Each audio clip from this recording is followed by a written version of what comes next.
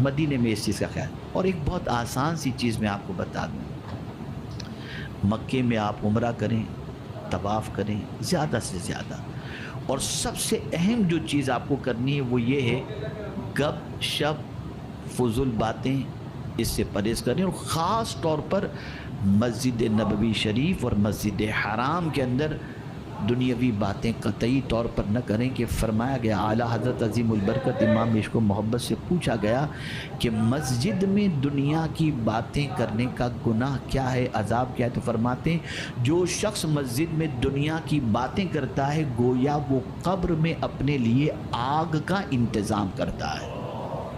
عام مسجدوں میں بھی دنیا کی باتیں نہیں ہونی چاہیے، تو مسجد حرام میں تو ٹولا لگا کر کے بیٹھتے ہیں. ایسے بیٹھے تو خاص طور پر میری بہنیں غور سے سنیں، اسپورٹ بتاتی ہیں میں فلاں جگہ تجھے ملوں گی وہاں آ جانا، اور بیٹھتے ہیں کیا کھائی کیا پی کیسی رہی، یہ سب چاہتے.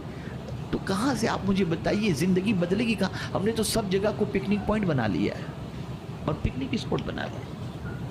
اور اسی طرح سے نئے شادی شدہ ہیں تو اس طریقے سے طواف ہاتھ میں ہاتھ ڈال کے کرتے ہیں جیسے بیوی بھاگ جائے گی کہیں، اور سمجھتے ہیں یہ تو یادگار سفر ہے.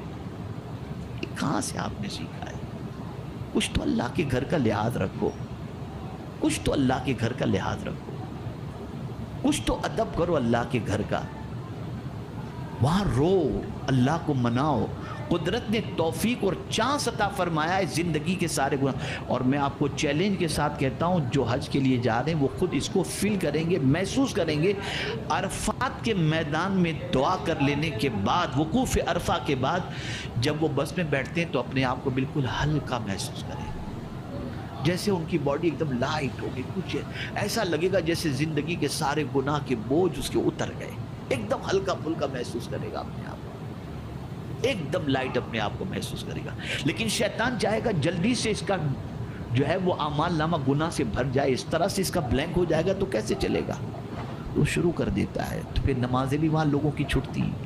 ہم نے بہت ساروں کو دیکھا ہے نمازیں بھی چھٹتی ہیں، نہیں پڑھتے بعد میں نماز، اور پھر شاپنگ میں لگ گئے، ادھر گئے ادھر گئے، یہ کیا وہ کیا. بس پھر حج ختم ہوتے ہی عبادت کا سارا معاملہ جو ہے نا جوش جذبہ سے فنش ہو جاتا ہے. تو ایسا نہ کریں. آپ جس مقصد کے تحت گئے چینج کرنے کے مقصد کے لیے جائیں، اپنے آپ کو بدلنے کی نیت کے ساتھ جائیں. تو عرض یہ کر رہا تھا کہ میرے پیارے آقا صلی اللہ تعالی علیہ وسلم کے پیارے دیوانوں، مکے میں زیادہ سے زیادہ طواف کریں. آقا کریم صلی اللہ علیہ وسلم نے ارشاد فرمایا جس نے خانہ کعبہ کے 40 طواف کیے اللہ اس کو گناہ سے اس طرح پاک فرما دیتا ہے جیسے وہ اپنی ماں کے پیٹ سے پیدا ہوا. یہ حدیث بات. طواف کے دوران جو کچھ پڑھنا ہے بلبل باغ مدینہ تو کوئی کسر نہیں چھوڑتے، کسی کے لیے کچھ رکھتے ہی نہیں بتانے کا، سب بتا دیتے. اتنا نیا نیا سیٹ کر کے لا کر کے رکھتے ہیں کہ کوئی باقی ہی نہ رہے کوئی چیز. پھر بھی اگر نہ بتائے ہوں تو میں بتا دیتا ہوں، بتا دی ہوں تو ایک حدیث بیان کرنے کا ثواب مجھے مل جائے گا. جو شخص طواف کعبہ کرتے وقت تیسرا کلمہ پڑھتا ہے، آقا کریم صلی اللہ علیہ وسلم فرماتے ہیں گویا وہ رحمت کے سمندر میں چل رہا ہے، رحمت کے سمندر میں چل رہا ہے. حضور صلی اللہ علیہ وسلم کا ارشاد. تو اس کو آپ کریں. جا رہے ہیں حج کے لیے تو حج ہی کریں. سب کچھ ہندوستان میں مل جائے گا، دنیا میں مل جائے گا، کعبہ اور مدینہ کہیں نہیں ملے گا. اس مقصد کو پیش نظر رکھیں اور یہ نیت کریں. حج کیا ہے؟ قصد و ارادے کا نام ہے. ارادے کا نام ہے ایک ارادہ کرنا. کیا ارادہ؟ بابرکت گھر کی زیارت کا ارادہ. میرے پیارے آقا صلی اللہ تعالی علیہ وسلم کے پیارے دیوانوں، اور آپ دیکھیں کہ نیت کے اندر یہ چیز شامل کی فَيَسِّرْهُ لِي وَتَقَبَّلْهُ مِنِّي، اس کو میرے لیے آسان کر. وہ آسان کرے تو ہی آسان ہو سکتا ہے. مجھے کہنا تو نہیں چاہیے تھا لیکن اب کہہ دوں.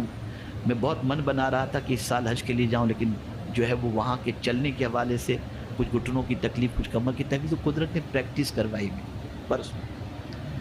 کیسی پریکٹس ہوئی میں آپ کو بتاؤں. پرسوں جو ہے بیلگام، ہبلی سے مجھے بیلگام آنا تھا، بیلگام سے مجھے فلائٹ لینی تھی. شارٹ راستہ ہے، 1.5 گھنٹے کا سفر ہے. میں نکلا بہت پہلے، بیلگام پہنچ بھی گیا. بیلگام کے اندر اتنی ٹرافک ہے، گاڑی موو نہیں ہو رہی. ڈائیورژن تھا، ہم وہاں سے گئے، تھوڑا سا سفر اور طے کیے. اب 2.5 کلومیٹر ایئرپورٹ باقی تھا. کتنا؟ 2.5 किलोमीटर। अब फ्लाइट 4:30 बजे की 3:45 बज चुके थे।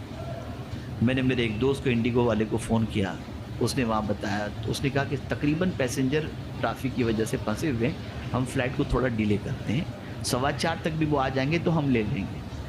तो हमने देखा कि जो गाड़ी वाले ने हमको रास्ता बताया था कि हमारे पीछे पीछे आ जाओ, डाइवर्जन था, तुमको समझ भी नहीं आ रहा था कहाँ से कहाँ जाना है।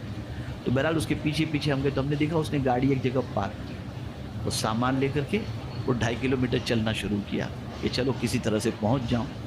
तो मैंने सोचा मैं भी क्यों इंतज़ार करूं, मेरे साथ भी 2-3 साथी थे, एक ने एक बैग उठाया, दूसरे ने दूसरा बैग उठाया और हम चल पड़े। तो 2 किलोमीटर हमने वॉक किया। तो मुझे ख्याल आया कि अल्लाह बता रहा है कि मेरे बंदे चल सकता है तो अभी चलना चाहते हो। एक अच्छी खासी प्रैक्टिस 2 किलोमीटर हम चल गए। फिर वो साथी ने एक बाइक वाले को पकड़ा, दाढ़ी वाला, देख करके भाई हज़रत की फ़्लाइट छूट जाएगी, तुम छोड़ के आओ। तो बाइक वाला फिर मुझे लेकर के एयरपोर्ट पहुंचा, अल्हम्दुलिल्लाह मुझे फ़्लाइट मिल गई।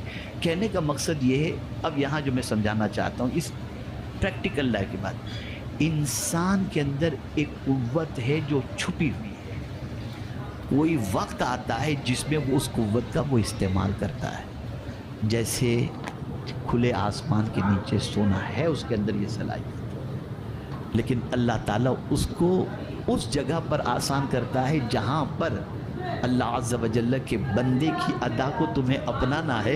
तो फयस्सिरहु ली कहते हैं। हर आदमी जानता हो खुले मैदान में पता नहीं टेम्परेचर क्या होगा, बारिश आएगी तो ठंडी कैसी होगी, लेकिन हज का इरादा करता है तो वहाँ जाता है। वजह यह है कि नीयत उसने कर ली थी, फयस्सिरहु ली, ए अल्लाह उसको मेरे लिए आसान कर, तो मौला उसके लिए आसान कर देता है। और अल्लाह के आसान करने से ही कोई चीज़ आसान होती है, और अल्लाह आसानी ही चाहता है। हम डिफ़िकल्ट समझते हैं। कुरान कहता है युरीदुल्लाहु बिकुमुल युस्र वला युरीदु बिकुमुल उस्र। अल्लाह तुम्हारे लिए आसानी ही चाहता है, तकलीफ़ नहीं चाहता। और ये कितना सस्ता सौदा है। अगर 5 दिन सही मानों में हज कर लिया जाए, उसके अरकान अदा कर लिए जाएँ और ज़िंदगी के सारे गुनाह माफ़ होते हों, तो महंगा सौदा नहीं है, बहुत सस्ता है। लेकिन हज को हज की तरह अदा करो। वीडियो कैसी लगी कमेंट में ज़रूर बताएं और वीडियो को लाइक और शेयर करें और हमारे चैनल को सब्सक्राइब करें।